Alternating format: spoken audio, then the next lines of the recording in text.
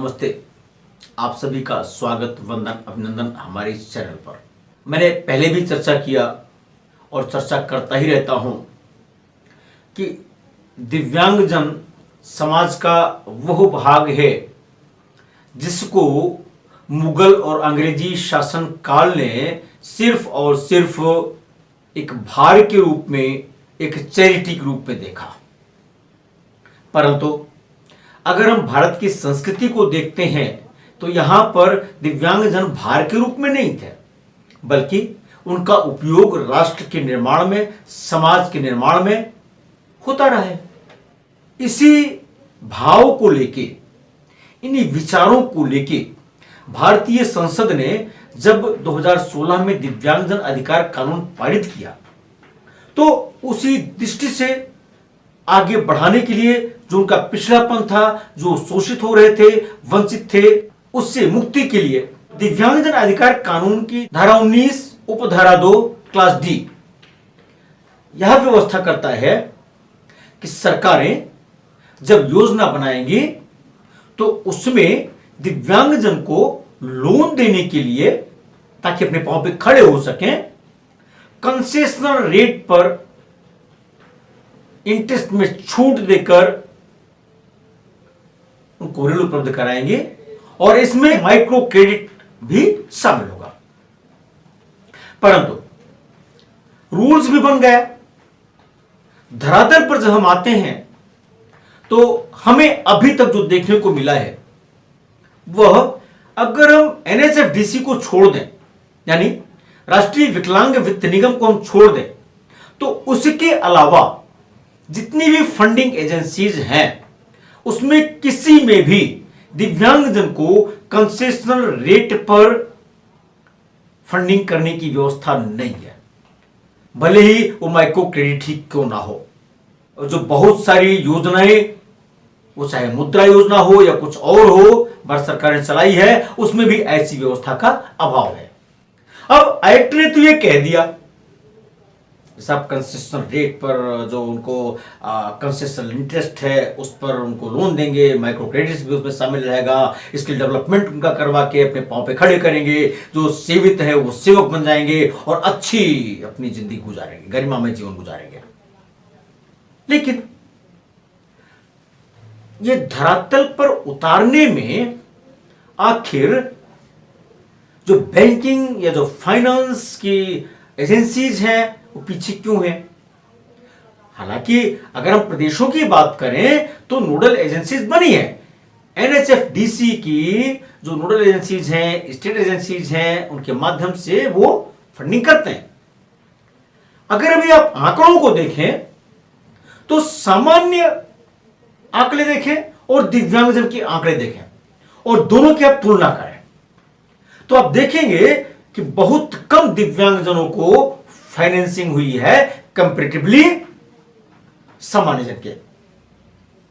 एक तक ये आ सकता है कि साहब दिव्यांगजन तो पॉपुलेशन में कम है इसलिए इनको नहीं दिया गया है, बहुत सारे लोग आगे ही नहीं आए हैं। लेकिन अगर अभी आप मौका निकाल लें कभी और देखें तो ये पाएंगे कि वास्तव में दिव्यांगजन की जो नो हाउ है, जो काम करने की प्रकृति है, जिस काम को करना चाहते हैं उसको ज्यादातर जो बैंक्स हैं, जो नोडल एजेंसीज हैं, वो इसलिए इनकार कर देती हैं कि अरे नहीं नहीं, इनको तो देने से कोई फायदा नहीं है, ये पैसा डकार के बैठ जाएंगे, वापस नहीं करेंगे, आदि आदि। अब इस मानसिकता से उनको कौन उबारे? निश्चित रूप से जो पॉलिसी मेकर हैं वो ये ऐसा कर सकते हैं, और यह वह व्यक्ति जो फाइनेंस करने के लिए बैठा हुआ है वह इस योग्य व्यक्ति हो, संवेदनशील हो, साथ ही साथ जो वो फंड दे रहा है उसकी रिकवरी के भी चांसेस हो, जो नो हाउ है, कैसे करेंगे, कितना टर्नओवर होगा, कैसे रिफंड करेंगे, सारे से सेटिस्फाई हो। और सेटिस्फाई एक ऐसा पैमाना है जिसको आप स्टैंडर्ड में बांध नहीं सकते। हर व्यक्ति के संतुष्टि होने की जो आप मापन कह सकते हैं वह अलग अलग होती है। जमाना करप्शन का है, यद्यपि केंद्र सरकार ने, योगी जी ने, मोदी जी ने लगातार प्रयास कर रखा है कि हम करप्शन को मिटाएंगे। केंद्र के स्तर पर देखें तो करप्शन खत्म हुआ भी है काफी हद तक, परंतु राज्य स्तर पर देखें तो आप तहसील चले जाइए, आपको कुछ अलग नजारा दिखेगा। अब इसके लिए दोषी कौन है? सब लोग चिल्लाते हैं भ्रष्टाचार बहुत है, भ्रष्टाचार बहुत है, और वही जाते हैं भ्रष्टाचार में पार्ट भी अदा करते हैं, बाहर निकल के वही राग लाते हैं भ्रष्टाचार बहुत है।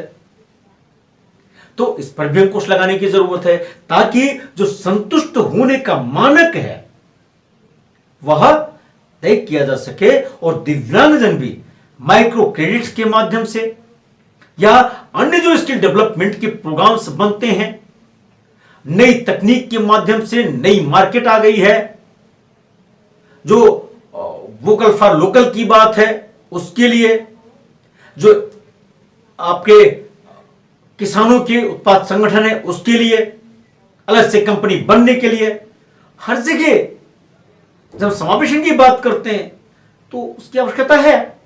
क्योंकि दिव्यांगजन में हमारे किसान है, ऐसा तो है नहीं कि दिव्यांगजन के पास जमीन नहीं है, घर नहीं है, या कहीं आसमान से उड़ के आए हैं, वो भी इसी दुनिया में रहते हैं, और उनके लिए भी सरकारों को चिंतन करना चाहिए, सोचना चाहिए।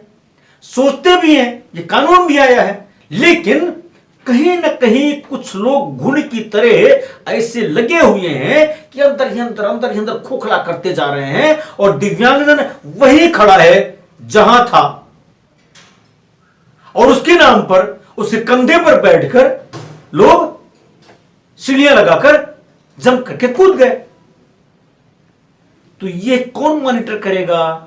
यही समाज मॉनिटर करेगा, दिव्यांगजन मॉनिटर करेंगे, और जब दिव्यांगजन यूनाइट होंगे, एक होंगे, समाज के लोग भी जागरूक हो जाएंगे, तो आप देखेंगे जो लोग घुन की तरह लगे हुए हैं ना, खोखला कर रहे हैं, वो अपने आप शुद्ध हो जाएंगे। लेकिन ये लंबी प्रक्रिया है, इस लंबी प्रक्रिया से निपटने के लिए कोई शॉर्टकट ढूंढना पड़ेगा। शॉर्टकट ढूंढने के लिए जितने दिव्यांगजन है उनको ही आगे आना पड़ेगा, संघर्ष भी करना पड़ सकता है लोकतांत्रिक तरीके से, विधि के अधीन। थोड़ा सा यह भी सोचना पड़ेगा कि क्या फाइनेंसिंग हमारा अधिकार है। कई मामलों में माननीय न्यायालयों ने यह कह दिया है कि साहब ऋण लेना आपका अधिकार नहीं है, आप बाध्य नहीं कर सकते किसी को। लेकिन क्या भीख मांगना हमारा अधिकार है? वो तो आपने पहले प्रतिबंधित कर दिया है। तो अगर हमारे पास अर्थाभाव है, हम रोजगार के लिए पैसा भी नहीं पा रहे हैं, भीख मांग नहीं सकते हैं, तो क्या करें? यह सवाल आपके लिए छोड़ के जा रहा हूं, कमेंट करके बताइएगा। और हां, अगर सहमति हो, अच्छा लगा हो, और अभी तक आपने चैनल को सब्सक्राइब नहीं किया है तो कृपया सब्सक्राइब भी कर लीजिए, लाइक और कमेंट भी कीजिएगा, तो हमको भी अच्छा लगेगा, हमारा उत्साहवर्धन होगा। धन्यवाद। वंदे मातरम। जय हिंद।